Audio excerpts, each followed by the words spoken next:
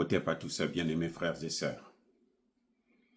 Comment Donald Trump a détruit, je dis bien détruit, la carrière politique de Marco Rubio, son secrétaire d'État. Ça dit que c'est difficile à comprendre si on ne suit pas la politique américaine ou même internationale de près. Donald Trump a détruit Marco Rubio comme George W. Bush avait détruit Colin Powell. La même méthode, les mêmes causes produisent les mêmes effets.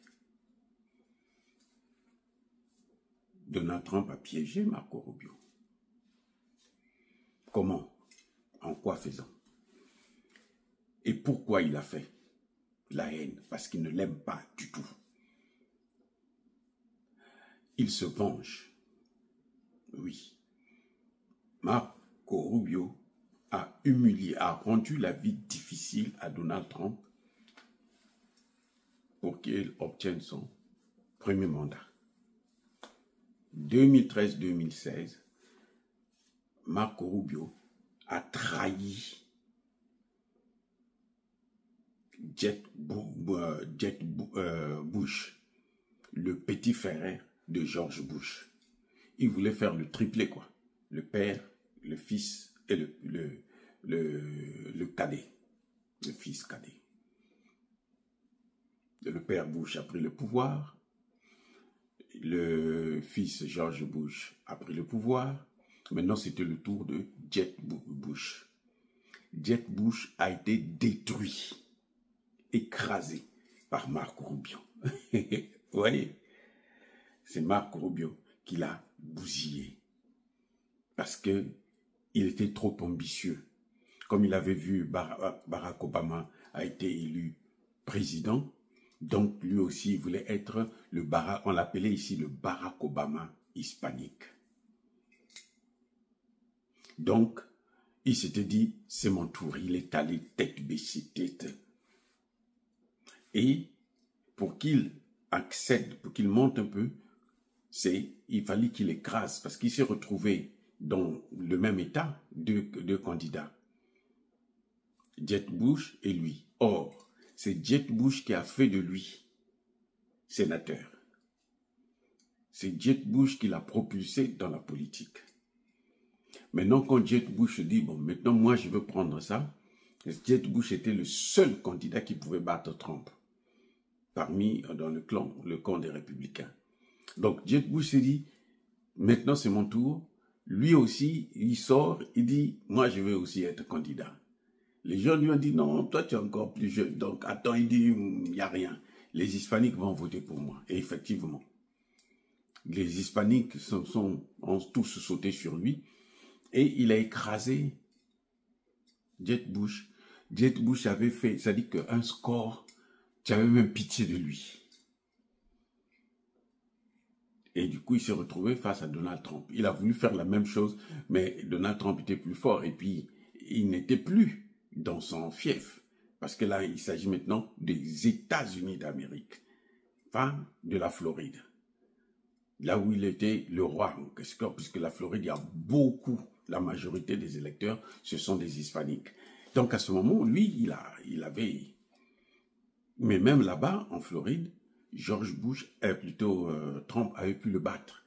Mais il avait quand même essayé de gêner Trump. Il a tenté d'humilier un peu Trump. Et ça, avec ces gens-là, les leucodermes, ça passe jamais. Tant qu'il ne va pas se venger là, il ne te laissera jamais. Et donc, Trump, pour la deuxième fois, là, il avait besoin, parce que les Hispaniques, c'est, je pense, la deuxième population, la plus grande minorité. Donc, vous avez les leucodermes, après vous avez les Hispaniques et les Noirs. Donc, si tu n'as pas les voix de ces gens-là, c'est pas évident. Et lui, Trump pour obtenir les voix des hispaniques, il a fallu qu'il s'entende avec lui, il fasse un deal. Que bon, écoute, moi, tu me donnes les voix, et puis moi, je t'aide je te lance. Tu vas d'abord commencer déjà par l'exécutif, tu es tes sénateurs. Tu ne maîtrises pas trop les dossiers. Maintenant, je veux te prendre en tant que secrétaire d'État. Tu vas maîtriser les dossiers et quand tu seras candidat, ce sera plus facile pour toi. Au fond, il savait que non, je vais le prendre, mais c'est pour le broyer. Et il l'a broyé. En quoi faisant? Quand? Mais tout récemment. Mais en fait, le problème de Rubio, c'est l'excès, hein? C'est-à-dire que de l'ambition. Il veut tellement être président qu'il est prêt à tout. Et il est soumis à Donald Trump. Parce que si tu es son adversaire, il te vire. Qu'est-ce que Trump fait? Trump lui dit de déclarer que nous ne sommes pas dans cette guerre. Il a dit, nous ne sommes pas dans cette guerre. Nous n'avons rien à voir avec cette guerre. C'est une action unilatérale. C'est Israël qui a décidé tout seul. Il le dit le lendemain. Le lendemain. Donald Trump lui-même vient et dit, excellent travail. J'avais dit à l'Iran, tu signes les accords, sinon tu vas souffrir. Et là, Trump aussi croyait qu'ils avaient réussi la mission. Au fond, ils n'avaient pas réussi la mission parce qu'ils n'avaient pas détruit le cœur de l'armement iranien.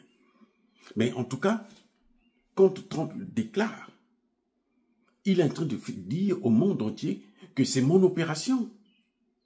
Parce que tout le monde, tous les experts, à moins que ce soit ceux qui ne connaissent pas le dossier iranien et israélien, ceux qui ne connaissent pas ça, oui, ils vont se dire, oh non, Trump a dit qu'il n'est pas dedans, ou bien Marco Rubio a dit qu'il n'est pas dedans. Non, ceux qui connaissent ce dossier, ils savent qu'Israël n'aurait pas pu attaquer s'il n'y avait pas Donald Trump, si l'Amérique n'avait pas donné son accord. À moins que Trump ne maîtrise pas les dossiers, il ne maîtrise pas, il n'a pas tous les pouvoirs, et que ce soit maintenant les services de renseignement qui ont mené l'action. Mais dans tous les cas, Marco Rubio a fait une déclaration qui a été contredite le lendemain par le président. Et on sait que ce que le président a dit là, c'est la vérité. Que eux, ils ont participé. Donc, qui est menteur? Marco Rubio. Et ça, il va le payer. Quand il voudra être candidat, ça là, c'est ça qui va le détruire. Je suis sûr qu'actuellement, il doit regretter, il doit se demander, mais comment je vais faire pour attraper le tir? Parce que la situation, en plus, est en train de devenir très grave. Or, lui n'est même pas écouté. Marco Rubio ne peut rien dire à Netanyahou. Déjà, Trump ne peut pas arrêter Netanyahou. Ce n'est pas Marco Rubio qui va dire quelque chose. Et j'ai dit que c'était exactement de la même façon que Colin Powell avait été piégé. Colin Powell aussi devrait être président, candidat en tout cas. Et c'était le candidat des Noirs, avant Barack Obama. Colin Powell voulait se présenter. Les Noirs l'avaient soutenu, les Noirs se disaient, cette fois-ci c'est notre tour, nous allons le soutenir. George Bush l'a convaincu que non, calme-toi, toi aussi, calme-toi. C'est pas évident, laisse-moi prendre et puis après, tu vas travailler avec moi et qu'en travaillant avec moi, je veux te montrer les secrets. Comme ça, quand tu vas être candidat président, tu seras plus à l'aise. Et il est tombé dans le piège, il a accepté. Quand il a accepté, alors on le nomme, comme d'habitude, ministre des Affaires étrangères, c'est-à-dire secrétaire d'État américain. Et vous vous souvenez de ce mensonge au Conseil de sécurité de l'ONU, ici à New York, à la tour de l'ONU. Il vient mentir. Après la guerre, on dit, mais Colin Powell, où sont vous avez gagné la guerre. Montrez-nous maintenant les preuves qu'il avait des armes.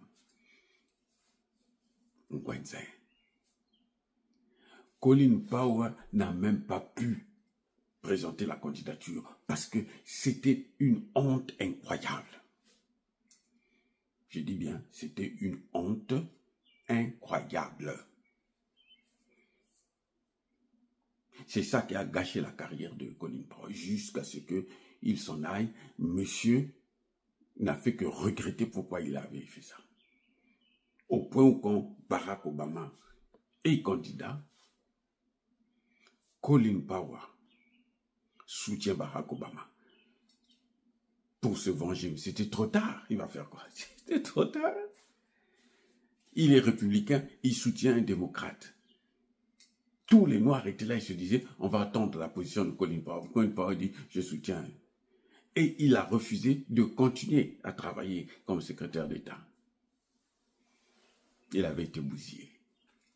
C'est ce que Trump a fait à Marco Rubio. Ça va être difficile pour lui de gagner encore cette élection. Il y a pire. C'est que Trump continue à sanctionner Cuba. Écoutez bien. Cuba est toujours sous sanction. Trump n'a pas levé les sanctions. Ça veut dire que son secrétaire d'État est d'accord que les sanctions puissent être maintenues. Si ton pays à toi, le père et la mère de Marco Rubio sont nés à Cuba, ils sont venus ici comme réfugiés. Et lui, il est né ici. Si là où viennent tes parents, là, tu ne les soutiens pas, qu'est-ce que tu vas faire avec celui-ci? Vous voyez comment l'Amérique raisonne? En politique, tout ça, ça joue. Donc, les deux choses-là seulement, le fait qu'il continue à garder les sanctions contre, il ne s'est jamais opposé, hein, garder les sanctions contre Cuba, et là, le mensonge grossier, sa carrière est terminée. Il peut peut-être continuer à être sénateur, mais président, je suis très, très, très dubitatif. Ça m'étonnerait vraiment. Connaissant ces gens-là, ça m'étonnerait. Les amis, soyez bénis.